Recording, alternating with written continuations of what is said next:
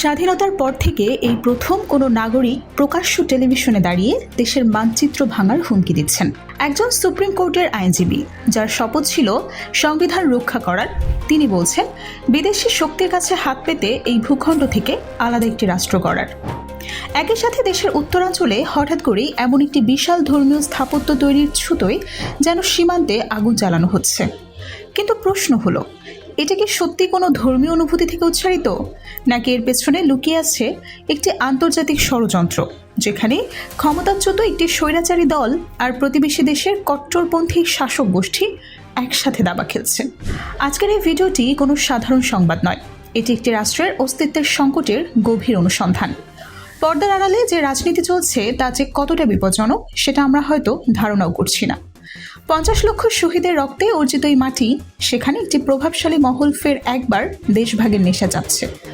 আজকের এই মেগা বিশ্লেষণে আমরা খুলে বসাবো সেই ষড়যন্ত্রের পুরো ব্লুপ্রিন্ট, যেখানে দেশের ভেতরের একটি পরাজিত গোষ্ঠী এবং বিদেশের একটি সাম্প্রদায়িক শাসক ব্যবস্থা মিলেমিশে একটি অঘোষিত যুদ্ধ শুরু করেছে। ভিডিওটি শেষ পর্যন্ত দেখুন, কারণ শেষের দিকে এমন কিছু তথ্য উঠে আসবে যেটা আপনার রাতের ঘুম হারাম করে দিতে পারে। সম্প্রতি একটি বেসরকারি টেলিভিশন চ্যানেলের লাইভ টক শোতে একজন নারী আইনজীবীর বক্তব্য পুরো দেশে আগুন ছড়িয়েছে। তিনি প্রকাশ্যে ঘোষণা করেছেন, এই ভূমি তার একার, আর যদি কেউ এর বিরোধিতা করে তবে তিনি বিশ্বের বিভিন্ন রাষ্ট্রের সাহায্য নিয়ে এখানে একটি স্বাধীন প্রদেশ গড়ে তুলবেন। তিনি এমনকি সংখ্যাগুরু জনগোষ্ঠীকে হুমকি দিয়ে বলেছেন তাদের উচিত পার্শ্ববর্তী দেশে চলে যাওয়া। আর সবচেয়ে ভয়ের বিষয়, তিনি গোপনে না প্রকাশ্যে আগুন ছড়িয়েছেন গৃহযুদ্ধের।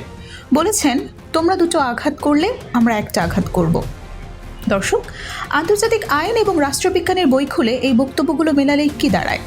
একটি সার্বভৌম রাষ্ট্রের নাগরিক হয়ে সেই রাষ্ট্রের ভৌগোলিক অখণ্ডতা নষ্ট করার জন্য বিদেশি হস্তক্ষেপ কামনা করা, এটি পৃথিবীর কোনো দেশেই সাধারণ অপরাধ না।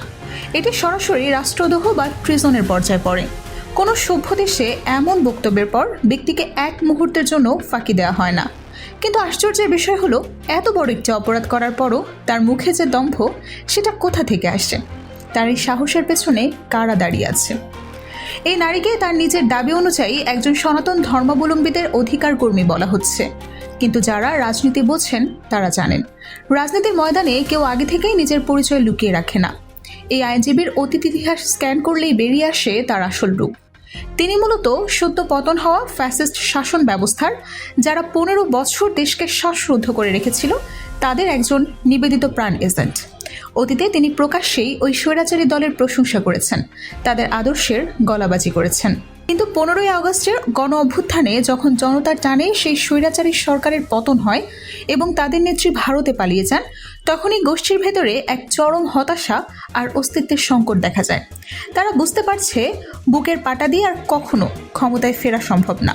তখন তারা খুঁজে নেয় একটি নতুন পথ, সেটি হলো দেশকে অস্থিতিশীল করে তুলে এমন একটা সিচুয়েশন দাঁড় করানো, যেখানে সাধারণ মানুষ আবারও ওদের দিকে তাকিয়ে বলে, আগের দিনগুলোই তো ভালো ছিল। আর এই কাজের জন্য তারা বেছে নিয়েছে সবচেয়ে স্পর্শকাতর ইস্যু, সংখ্যালঘু সম্প্রদায়কে ঢাল হিসেবে ব্যবহার করা। এই ষড়যন্ত্রের ভৌত রূপ এখন বাংলাদেশের উত্তরাঞ্চলে দেখা যাচ্ছে। গাইবান্ধা, বগুড়ার মতো সীমান্তবর্তী এলাকায় হঠাৎ করে অবৈধভাবে একটি বিশাল আকারের রাম বিগ্রহ বা মন্দির নির্মাণের প্রক্রিয়া শুরু হয়েছে। আমরা কিন্তু এখানে একটি যুক্তির কথা তুলতে বাধ্য।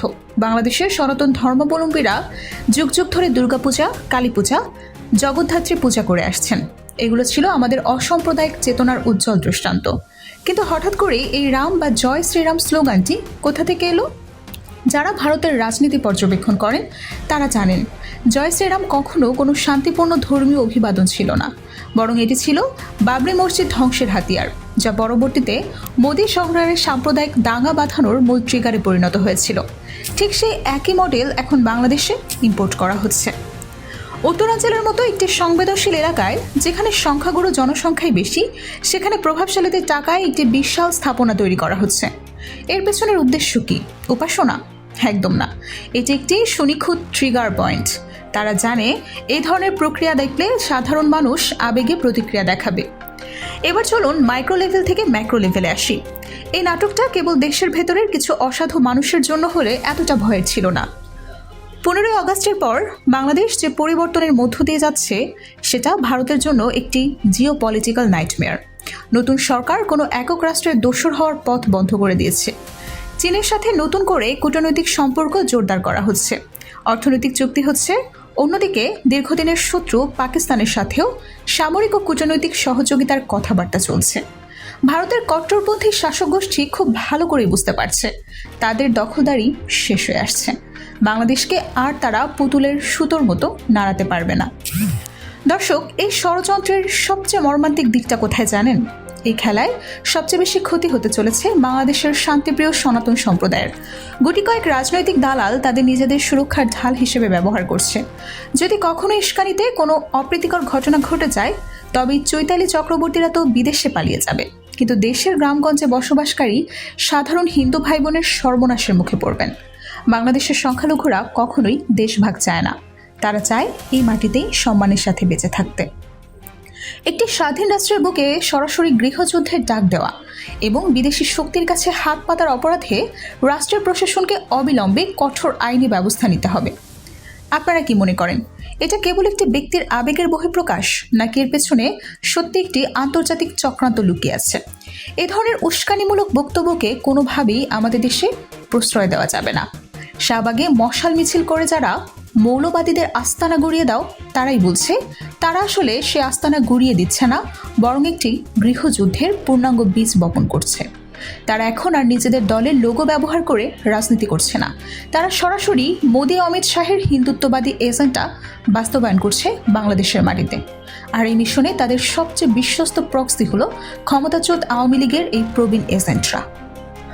আপনারা কি মনে করেন, এটা কেবলই একটা আবেগের বহিঃপ্রকাশ? উত্তরাঞ্চলে যে রাম মন্দির নির্মাণের প্রক্রিয়া চলছে, সেটা কি সত্যি ধর্মীয় বিশ্বাস থেকে, নাকি এটি একটি পরিকল্পিত রাজনৈতিক বোমা? নিচে কমেন্ট সেকশনে এসে আপনার সুচিন্তিত মতামত জানান। এই ধরনের গভীর রাজনৈতিক বিশ্লেষণ মিস করতে না চাইলে চ্যানেলটি এক্ষুনি সাবস্ক্রাইব করুন এবং বেল আইকনে ক্লিক করে নোটিফিকেশন অন করে রাখুন। দেখা হবে পরের ভিডিওতে। সত্যের সন্ধানে থাকুন, ভালো থাকুন। এতক্ষণ সঙ্গে থাকার জন্য অসংখ্য ধন্যবাদ।